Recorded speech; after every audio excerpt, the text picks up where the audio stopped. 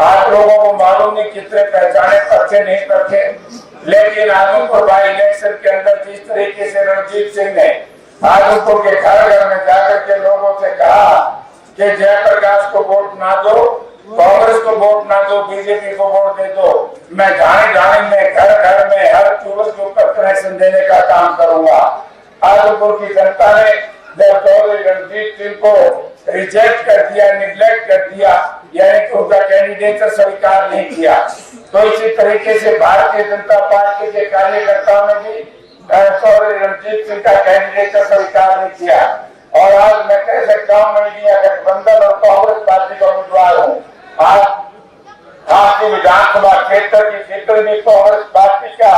Leadership है, आज वह टोटल के टोटल आपके गाँव में जयप्रकाश के लिए, पार्टी के लिए, इंडिया गठबंधन के लिए मिलकर के वोट मांगने के लिए आई है। जो लोग ये कहा करते थे कि कांग्रेस पार्टी में फूट है, आज उनकी पार्टी की फूट इस तरीके से उठ रही है जैसे चूड़ी सा हो गया देश में। तो इसलिए मैं तो आपसे एक बात कहना चाहूंगा साथियों, यदि आप ये चाहें कि इस देश में प्रजातंत्र बहाल हो, यदि आप ये चाहें कि इस देश के संविधान की सुरक्षा हो, यदि आप ये चाहें इस देश में प्रजातंत्र प्रणाली कायम हो, यदि आप ये चाहें कि इस देश में एमएसपी मिले और C2+50% का फार्मूला लागू हो, बुढ़ापा पेंशन 6,000 रुपया बुढ़ा बूढ़ी को मिले, 300 यूनिट बिजली फ्री मिले, हर दलित को 100 गज के प्लॉट में 3 कमरे का मकान मिले, तो हर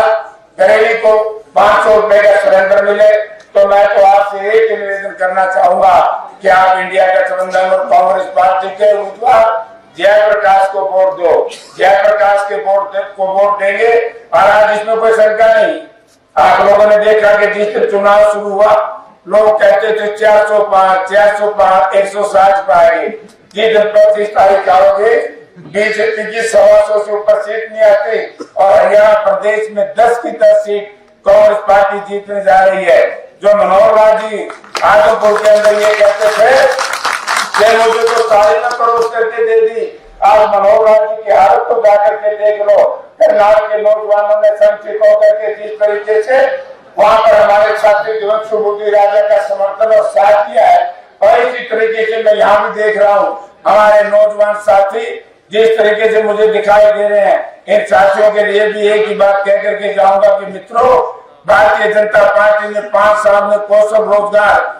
योजना लागू करके इस प्रदेश के नौजवानों में भूखमरी लाने का काम किया है, बेरोजगारी लाने का काम किया है। लेकिन जैसे हरियाणा प्रदेश में कांग्रेस पार्टी की सरकार आएगी, जैसे हुड्डा साहब ने कहा था 1 करोड़ से 2 लाख बच्चों को रोजगार देंगे, कौशल से नहीं देंगे, पक्की देंगे पक्की। यही बात कहने के लिए आपके बीच में आया था। मेरे सिर के ऊपर पुराना गांव के साथियों ने पगड़ी बांधी है। जयप्रकाश तो यही कह सकता है कि जब तक मेरी नसों में खून का आखिरी कतरा रहेगा, आपकी सम्मानित पगड़ी को अपमानित नहीं होने दूंगा। आपका बहुत बहुत धन्यवाद। अब मैं जाऊंगा, मेरे बाद में अगर कोई पुराना गांव का बुजुर्ग या भाई ये कहे कि जयप्रकाश आए तो मैं मान जाऊंगा। मैं आधी रात भी लोगों आने के लिए तैयार हूँ, लेकिन मेरी गैरहाजिरी में हमारे साथी है जो झांसी विधानसभा क्षेत्र की राजनीति करते हैं, जो यहाँ की लीडरशिप है, जिसको भी आप बुलाना चाहेंगे वो आपके बीच में आएगा, आपकी सेवा करेगा, आपकी बात जो होगी मानने वाली मानेगा। आपका बहुत बहुत धन्यवाद।